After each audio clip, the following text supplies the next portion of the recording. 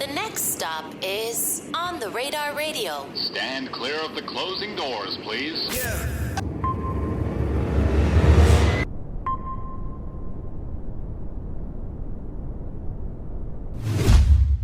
Yes, sir, baby. On the Radar Radio. Yo, we got a special guest in the building today. My guy, Millyz in the building. Welcome to the show. Surely the Holy One, we here. Appreciate you for wait, having you me. say Surely the what? Surely the Holy One. The Holy One. I like that. Yeah. How are you, my brother? I'm well, man. How you? I'm great. I got to give you some flowers real quick. He came here an hour plus early. That's real shit. I don't want to hear shit from none of you rappers no more, all right? Look, he came here an hour plus early. I ain't never seen something like that before, so I'm happy to have you. Yeah, I had a little troop, man. Traffic get a little sticky, so I wanted to make sure. You know what I mean? Where you came from? Connecticut? Yeah, I came from Connecticut, yeah. See, this is what I be trying to tell people, all right? When Philly rappers be late, I don't want to hear it no more. Because I'm like, my boy came from Connecticut, and he can't, and you know, I know how that traffic be from Connecticut, too. Don't worry, yeah. I already know. Hell so yeah. I appreciate you being here, man. How you been? Everything well, man. You know, just cooking. You know what I mean? Touching all the platforms I could touch and just, you know what I mean, letting people see the pen. Word. Now, you've been going crazy lately. So Hell how did the music stuff start for you? How long you been doing this for? I've been doing music forever, man, but I've been, you know what I mean, dropping tapes and shit like that since about 2015. Okay. I came home from jail in 2015. I was locked up since 2013. And I just been at it, like, you know what I'm saying, making sure to put that first in my life. Right. So And, you did like you a 2-year bid from 2013 to 2015? Yeah. Sounds like kind of similar story to what OT the Real told me. Like when he came out, he's like, I hit the ground running after that. Yeah, because, you know what I mean, when you locked up, you know, if you know, like, you got a lot of time to formulate what you really want and what's important. You get to see what's important to you. Yeah. So, you know what I mean, you in there and everything is stripped away from you and you like, you know what, when I go home, I'm going to do this for sure. Yeah. You know what I mean, and you just decide. And for me, that was music. Was that what you were really thinking about in there? Hell yeah. You were like, I'm never coming back to this. We never going back. Yo, I be telling people, like, being locked up is two different things. Being locked up without hope and being locked up with hope is like two separate experiences. I mean, so it's certain people that know I'm going to sell crack or I'm going to sell dope and rob for the rest of my life. Going to jail is not a big deal for them because I'm going to sell more crack when I go home. So, you know what I mean? There's no clock. There's no pressure.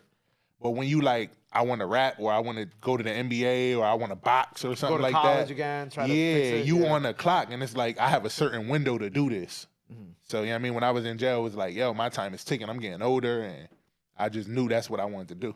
I like that. I never heard somebody break it down. I've had a lot of people been breaking down like these things differently. I think Albie Al did a great breakdown before too. He's what did he say? He said a smart man learns his lesson in jail. Yeah, he's a sharp dude. Yeah, definitely. So I think that's cool how you just broke it down because I feel like that's another way that I feel like a lot of these young kids need to take that information and like really think about it too. Because if you want to, I mean they you know they doing the shoot 'em up shit and they rapping, but you know you get a 15-20 year sentence, that's over with. Yeah, for them. Literally, that's like, I mean, that's not your whole life, but it's most of your life. You know what I'm saying? It's your whole rap window. Yeah, it's your whole rap window of doing things. Yeah. So, but it's cool because I've been like seeing you get connected with a lot of people. Like I know you and Millyz are pretty close too. Yeah, Millyz showed me a lot of love, man. He had me, kick some shit for his TikTok, and that shit went crazy. I guess he was doing a challenge, so I cooked that, and then he spun back around and put me on his album off the love. So, you know what I mean? A lot of people was reaching out to me that they heard that. You know what I mean? But he's a genuine guy, man. And I've been following his story for a long time. He one of the people that, you know, keep me looking forward because I seen him come from a position that I was in. And, you know, people like him that just stuck with it, that didn't compromise, that didn't file out. You know what I mean? I like shit like that. Travels around the world and does it independently too. Yeah, you can't beat it. Yeah, you got to look at stuff like that and like that's the blueprint. It absolutely is, man. He, you know, just seeing people from that similar Russ, Nipsey, I mean, just people that did it their way. Yeah. And stuck to their guns and, you know what I mean, got their flowers or their bag, one or the other. But, you know what I mean, definitely, he showed a lot of love for sure. Do you feel like a lot of the looks like that you've gotten in this industry have just been through like these genuine connections that you built, you know what I'm saying, by happenstance? Absolutely, man. Absolutely. I feel like it's,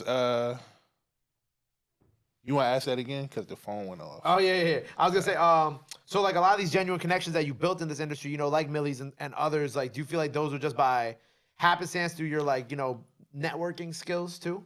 Yeah. I mean, a lot of it is left to chance, but I just try to move around and, increase my odds. So I get out, I go to the parties, go to the listening parties, the release parties, and just try to shake hands, campaign, touch the people.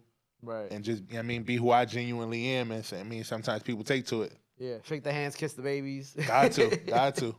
What is your relationship with Havoc? That's just solely social media, and it came from social media, and we spoke on the phone a couple of times. But I grew up listening to P and Mob, like, of course, big time. You know what I'm saying? So I always felt like Having get the credit he deserved as one of them level producers, like, and he got accolades and plaques and Grammys and shit. But when people bring up the best producers ever, I feel like his name got to come up more. Am I wrong? No, I agree with you. It's crazy. We actually gonna have Havoc up here next week. I'm gonna tell him you said this too. Gangster. But like I agree with you because like I think they even said Havoc gonna come up here and spit some shit too. But he been cooking lately too. I know. He got a project coming out. But what I was gonna say is I agree too because like even if you look at Mobb Deep's influence as a whole too, and what Havoc has been doing lately with a lot of people, like Havoc got a lot of collab projects that he's been hopping on. Yeah. And I think that when you look at these collab projects, you gotta realize that like a lot of these artists is like a lot younger than him too, and he really kind of put it on in a different way. Yeah, you gotta give him his props for that. You gotta give him his props, man, because what he did with Mob, then he did big records with 50. He got a big record with Kiss, the Y, like, so it's just like he that, man, and just the Mobb Deep sound and what it did for hip hop, like, that's legendary in my eyes. So he's seen a couple of my freestyles, but I did one freestyle on a Mobb Deep beat, and he commented underneath it. Yeah. So I jumped in his DM like, yo, I want to work with you. Like, yo, you legendary to me or whatever. Right. And we just been in contact. So, God willing. Pretty much how I saw you. Like, I saw you on Bars. I'm like, first of all, shout out Bars on I-95, always putting on for the culture. Facts. But I saw you on Bars. I'm like, oh, nah, he fire. I gotta reach out to him. Like, I like what he doing and shit. I appreciate that, man, because I've been, I follow the whole circuit, like, shit like this. LA Leakers and Flex and just all the different platforms where you get to go up there and talk your shit. And I've been had this on my mind, like, I want to get with, on the radar and go up there and talk sporty. Right, especially because, like, as how I like bringing more people on from different places, you know what I'm saying? Like, I feel like I don't know too many Connecticut. I've had Connecticut artists on before, but I feel like I don't know too many. So, like, when I get put on to certain ones, I'm like, oh, yeah, like, I want him to come up here because, like, I like putting on for different places, whether you from... Now it's like whether you from UK, you from Africa, you from Germany, whatever, or you're here in America, you from Connecticut, you from they gotta Milwaukee. Let it, you know what I mean? Like, they gotta let us in because it's like the tri-state. Yeah. You know what I mean? It's like, I don't know, like when people mention the tri-state, they'll mention everything going on in Jersey and New York. Yeah. And it's just like, yo, we cooking too. You know what I mean? So, like I said, I appreciate you for having me up here, man, for real. Of course. Speaking of Jersey, like, you did something with Lady London too. I did something with Lady London. I did something with Sue, free surf. Free surf, yeah, man. What I'm saying? Free surf. And he a genuine dude, but yeah, the Lady London record, that was organic and it got playlisted and shit like that. So congrats, just bro. love that. Yeah. Love that. So what you working on right now? What's kind of cooking? Right now I'm just on a single grind, so I'm just peeped that. I was like, I'm dropping records. I'ma just drop, back to back and cook up a couple EPs, keep campaigning, keep touching the people, Right. So just singles right now. Yeah, for the most part, I make a lot of music, man. So you gotta drop more, bro. I could drop a bunch of EPs or a bunch of shit right now, but what I've been seeing is that you get the same type of attention and press with a single than you do dropping 12 songs, and you drop 12 songs and people move on in 2 weeks. So it's like I'm kind of investing too much for too little of a return. So let me do these songs and maybe smaller projects until I get a larger audience that's relative to the amount of work that I'm releasing. Right. You know what I'm saying? Right. Well, we'll be looking forward to that.